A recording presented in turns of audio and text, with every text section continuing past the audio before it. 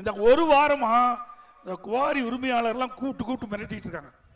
எங்களுக்கு பணம் கொடுக்கலீங்கன்னா உங்கள் மீது வழக்கு போட்டுருவேன், உங்கள் குவாரியே செயல்படுதல முடக்கிடுவேன், இல்லை அபராத விதிப்புன்னு மிரட்டி ஒரு யூனிட்டுக்கு 450 ரூபா கொள்ளையடிச்சா கிட்டத்தட்ட 6 மாசத்துல 2000 கோடி இதில் மட்டும் ஊழல் செஞ்சிருவாங்க. மாசம் 200 கோடிக்கு 300 கோடி இதில் வரும். கிட்டத்தட்ட ஒரு நாளைக்கு 2 லட்சம் யூனிட் இன்றைக்கு ஜல்லி உடைக்கிறாங்க.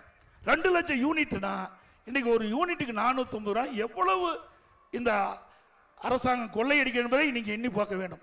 ஏதோ வந்தோம் நான் பேசுறேன் கேட்டுட்டு போயிடாதீங்க. தயவு செய்து வீட்டில் போய் சிந்திச்சு பாருங்க, எது உண்மைன்னு பாருங்க. நாங்க சொல்வது உண்மையா இருந்தா எங்களை ஆதரிங்க, வேற ஒண்ணு நாங்க சொல்லல. இந்த ஆட்சியில் நடக்கிற கொள்ளைகள் தடுத்து நிறுத்த வேண்டும். இப்படியா தொடர்ந்தா இன்றைக்கு திரு கருணாநிதி குடும்பம் இன்றைக்கு நாட்டிலேயே மிகப்பெரிய செல்வந்தராக மாறிட்டாங்க. அது ஏற்கனவே மாறிட்டாங்க. மேலும் கொள்ளையடிச்சா மக்கள் தமிழகத்தில் வாழ முடியாது என்பதை மட்டும் நீங்கள் எண்ணி பார்க்க வேண்டும்.